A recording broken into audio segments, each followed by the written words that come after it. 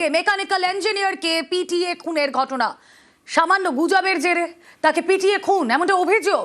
পশ্চিম মেদিনীপুরের খড়গপুরের ঘটনা। 8ই ফেব্রুয়ারি নাইট ডিউটির জন্য বেরোন সৌম্যদীপ চন্দ। চোর সন্দেহে সৌম্যদীপকে বেধড়ক মার, ভুবনেশ্বর হাসপাতালে যুবকের মৃত্যু। কথা বলবো, প্রতিনিধি শঙ্কর রায় রয়েছেন সঙ্গে। শঙ্কর, কি গুজব এমন রটেছিল যে কারণে তাকে মারা হলো এবং তার এই মর্মান্তিক পরিণতি?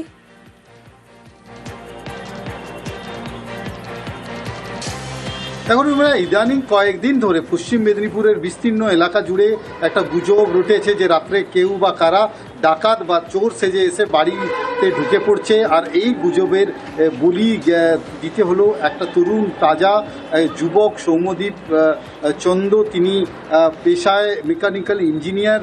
তিনি ডিউটি যাচ্ছিলেন, কেশিয়াড়ির বাসিন্দা। রাত্রেবেলা ডিউটির জন্য খড়গপুরে আসছিলেন। তাকে চোর সন্দেহ গণপিটুনি দেয়। সে বারবার আবেদন করেছে যে তার কথা শোনার জন্য, কিন্তু সে কথা কেউ শুনল না। তারকে বেধড়ক মারধর করে। এরপর তাকে উদ্ধার করে খড়গপুর গ্রামীণ থানার পুলিশ। প্রথমে খড়গপুর মহকুমা হাসপাতালে নিয়ে আসা হয়েছিল। সেইখানে তার অবস্থার অবনতি দেখে তাকে ভুবনেশ্বরে পাঠানো হয়েছিল এবং 10 দিনের এই লড়াই তার শেষ হয়েছে। গতকাল সন্ধেবেলা তার মৃত্যু হয়েছে বলে জানা গেছে। রাত্রেবেলা যখন তার দেহ ওই গ্রামে পৌঁছেছে, কেশিয়াড়ি গ্রামে, শোকের ছায়া গোটা এলাকার জুড়ে। এলাকার বাসিন্দারা চাইছেন যারা এই ঘটনা ঘটিয়েছে তার অবিলম্বে শাস্তি হোক। যদিও খড়গপুর টাউন থানার যে পুলিশ বা এই যে খড়গপুর মহকুমা পুলিশ আধিকারিক এসডিপিও জানিয়েছেন এই গোটা ঘটনার তদন্তে নেমেছেন যে তারা, এবং যারা এই ঘটনা ঘটিয়েছে অবিলম্বে তাদের চিহ্নিত করে তাদের ব্যবস্থা নেওয়া হবে বলে তিনি জানিয়েছেন। রুমেলা, বেশ।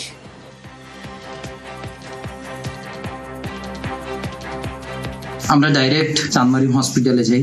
সেখানে ভাইকোর যে অবস্থা দেখি খুবই মর্মান্তিক। একটা অ্যাক্সিডেন্ট হলে তার গাড়ির পোর্শন ক্ষতি হবে, যার ভিডিও আমার কাছে আছে। গাড়ি কোনো রকম কোনোভাবে কোনো কিছু হয়নি। এখানে মুখে চোট আছে, কিডনির এখানে চোট আছে। এটাকে যথারীতি মেরে আটকানোর চেষ্টা করা হয়েছিল ওকে। ফাইনালে লাগার সঙ্গে সঙ্গে ও আর কোনো রকম ভাবে সামলাতে না পেরে পড়ে যায়। সেখান থেকে উঠিয়ে আবার তাকে মারা হয়। 8ই ফেব্রুয়ারি নাইট ডিউটিতে বেরোন এবং চোর সন্দেহে এই সৌম্যদীপকে বেধড়ক মারধর, যে কথা আমাদের প্রতিনিধি শঙ্কর রায় জানাচ্ছিলেন। বেশ কিছুদিন ধরে একটা গুজব রটেছিল যে ওই এলাকায় রাতে চুরি ডাকাতি এসব হচ্ছে। সে কারণে শুধুমাত্র গুজবের বশে, সন্দেহের বশে এইভাবে পিটিয়ে খুন। ভুবনেশ্বরের হাসপাতালে মৃত্যু সৌম্যদীপের। 8ই ফেব্রুয়ারি নাইট ডিউটির জন্য বেরোন সৌম্যদীপ চন্দ, আর তারপরে এই ঘটনা ঘটে। কথা বলবো আরও একবার, প্রতিনিধি শঙ্কর রায় রয়েছেন সঙ্গে। শঙ্কর,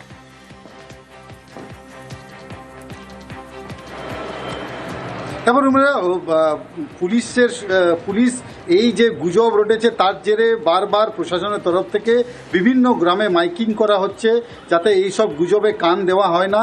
ইতিমধ্যে কদিন ধরে কিন্তু এই ঘটনা বারবার ঘটছে এবং এই যে গুজবের জেরে বেশ কিছু গ্রামে রাত জাগা প্রহর দেওয়াও শুরু হয়েছে। কিন্তু পুলিশের তরফ থেকে যথেষ্ট ব্যবস্থা নেওয়া হচ্ছে। রাত্রে পুলিশ রয়েছে এলাকায়, তারা বলছে যে গুজবে কান দেবে না।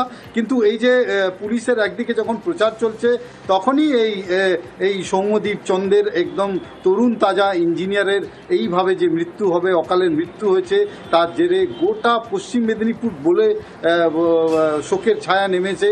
তার কারণ হচ্ছে যে ডিউটি যাচ্ছিলেন নিজের বাড়ি থেকে, কেশিয়াড়ি থেকে বেরিয়ে, আর ঠিক খড়গপুরের বর্ডারে পৌঁছাতেই তাকে চোর সন্দেহে গণপিটুনি হয়েছে। আর এই গণপিটুনির জন্য তার মৃত্যু হয়েছে। 8 দিন ধরে মৃত্যুর সঙ্গে পাঞ্জা লড়েছে। 10 দিন ধরে তিনি বলা যায় যে উড়িষ্যায় একটি বেসরকারি নার্সিংহোমে তার লড়াই করেছেন, কিন্তু শেষ রক্ষা হলো না, তার মৃত্যু হয়েছে। যদিও পুলিশ আশ্বাস দিয়েছে, জেলা পুলিশ, যে যারা এই ঘটনা ঘটিয়েছে তাদের অবিলম্বে শাস্তি হবেই। বেশ।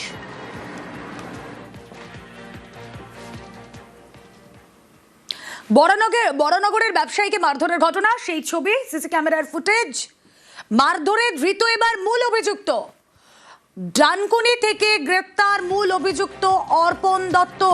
কথা বলবো, প্রতিনিধি সুবীর রয়েছেন সঙ্গে। সুবীর, এই অর্পণ দত্ত যার খোঁজ চলছিল, আমরা দেখলাম দিন দুয়েক আগে অডিও ভাইরাল হয় তার, এবার অবশেষে পুলিশের জালে।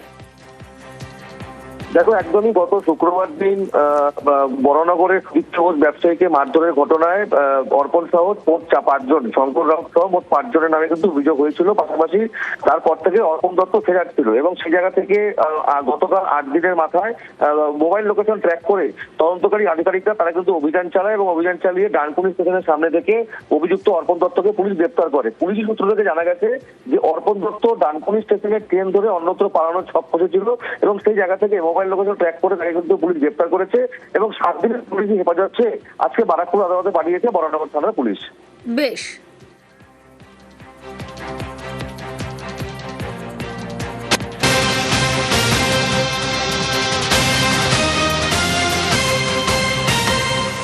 लेकिन हमारा आखिरी सपना यही है जो समा प्रसाद की भूमि पर समा प्रसाद की सरकार बने, गंगोत्री से गंगा सागर तक एक ही सरकार, डबल इंजन सरकार, नरेंद्र मोदी का सरकार, भाजपा की सरकार।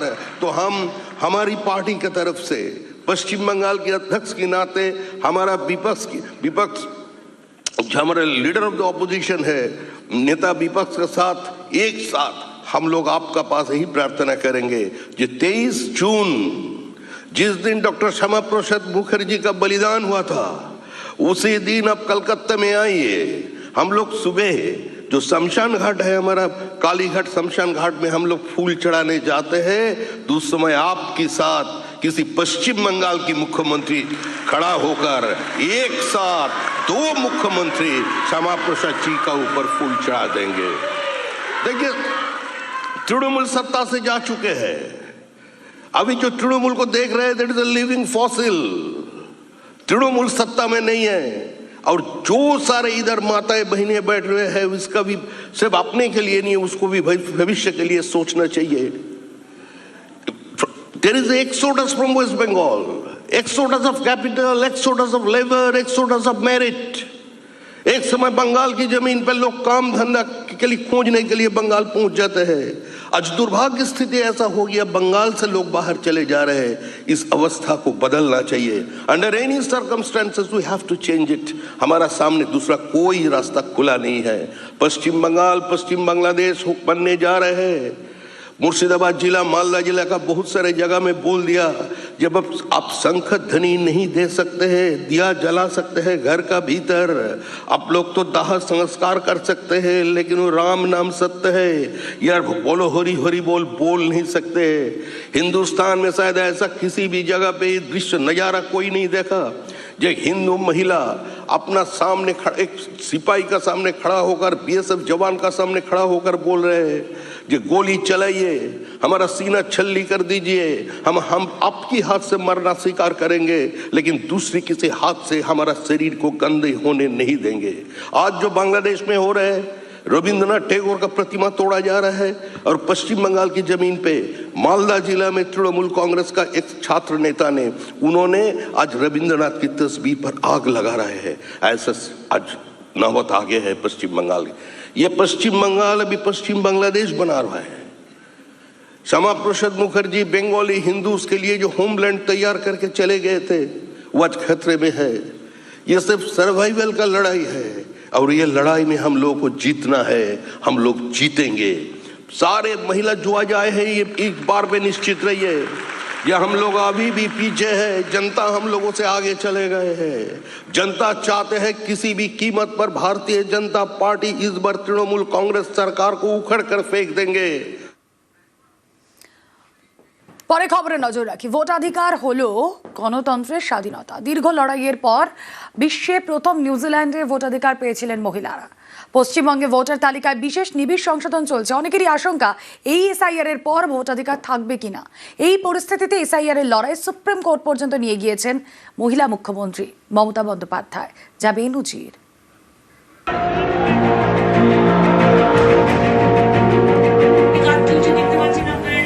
ঘরেও লড়াই, বাইরেও লড়াই, মহিলাদের অস্তিত্ব রক্ষার লড়াই। একসময় ভোট দেওয়ার জন্যও লড়েছিলেন মহিলারা। বহু ঘাত প্রতিঘাত পেরিয়ে বিশ্বে প্রথম 1893 সাল নাগাদ নিউজিল্যান্ডে ভোটাধিকার পান মহিলারা। সে ছিল এক লড়াই।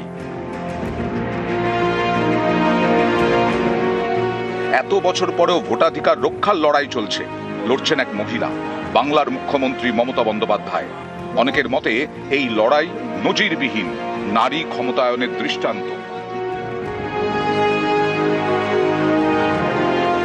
পৃথিবীর বিভিন্ন জায়গায় বিভিন্ন সময় বিভিন্ন পরিবর্তনের হাওয়া কিন্তু মহিলাদের আন্দোলনের মাধ্যমে এসছে। সেটা মহিলাদের ভোটাধিকারের কথা হতে পারে, রোটারি ইন্টারন্যাশনালের যদি আপনি আন্দোলন দেখেন তার মধ্যেও কিন্তু মহিলাদেরকে ইনক্লুড করার একটা বড় আন্দোলন, সেই আন্দোলন থেকে একটা বিশ্বমাপের পরিবর্তন হওয়া।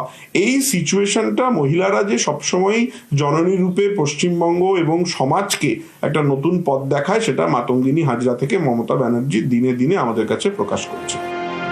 পশ্চিমবঙ্গে চলা এসআইআর প্রক্রিয়া নিয়ে আপত্তি, নির্বাচন কমিশনের বিরুদ্ধে সুপ্রিম কোর্টে মামলা করেন মমতা বন্দ্যোপাধ্যায়। মামলা করেই থেমে থাকেননি। গত 4 ফেব্রুয়ারি নজিরবিহীন দৃশ্য দেখে সারা দেশ। ভারতের ইতিহাসে প্রথম কোনো মুখ্যমন্ত্রী সওয়াল করেন সুপ্রিম কোর্টে। সেই মামলাতেই শুক্রবার বেনজির নির্দেশ দিয়েছে দেশের শীর্ষ আদালত। প্রধান বিচারপতির বেঞ্চ নির্দেশ দেয়, পশ্চিমবঙ্গে জুডিশিয়াল অফিসাররা যুক্তিগ্রাহ্য তথ্য বিভ্রাটের নথিসহ আনুষঙ্গিক সমস্যা যাচাই করবেন। জুডিশিয়াল অফিসারদের সিদ্ধান্তই হবে চূড়ান্ত। জুডিশিয়াল অফিসাররা যে নির্দেশ দেবেন সেটা সুপ্রিম কোর্টের নির্দেশ বলে মনে করতে হবে। দুটো কনস্টিটিউশনাল ফাংশনারিজরা তাদের ডিউটিসগুলো ঠিক মতো যে লিমিট করা আছে কনস্টিটিউশনে সেই মতো তারা এগোতে পারছে না, এবং এগোতে পারছে না বলে সাফারেন্স হয়ে যাচ্ছে ইলেকটোরেট। সেইটা তো supreme court as a judiciary, দেখুন আমাদের এখানে আইনটাই হচ্ছে জুডিশিয়ারিকে হস্তক্ষেপ করতে হয় যখন the other organs fail to perform their statutory and constitutional function. অনেকেই মনে করছেন নির্বাচন কমিশন সাংবিধানিক এবং স্বশাসিত প্রতিষ্ঠান, সেই কমিশনের কাজ বিচার বিভাগকে খতিয়ে দেখতে বলা হয়েছে। তাই সুপ্রিম কোর্টের এই নির্দেশ বেনজির। আজ ৭৬ বছর আগের তৈরি প্রতিষ্ঠান, যা স্বীকৃত পেয়েছে সংবিধানের ৩২৪ নম্বর ধারায়, সেই সাংবিধানিক সংকট গণতন্ত্রে আজকে ৭৬ বছর বয়সে প্রকট হলো, এবং গণতন্ত্র তার সাবালকত্ব প্রমাণে ব্যর্থ হলো আংশিকভাবে, যেখানে বিচার ব্যবস্থাকে তার একটা গভীর উদ্বেগ প্রকাশ করতে হলো। যে কাজগুলো এক্সিকিউটিভদের করার কথা তাদের উপরে সুপ্রিম কোর্ট আস্থা রাখতে পারছেন না।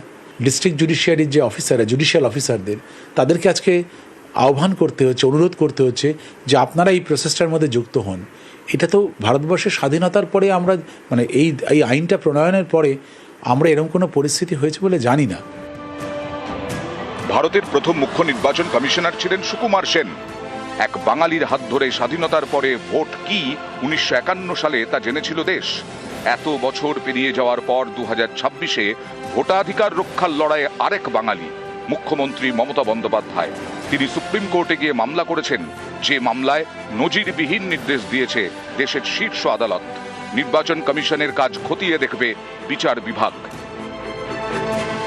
নিউজ 18 বাংলা।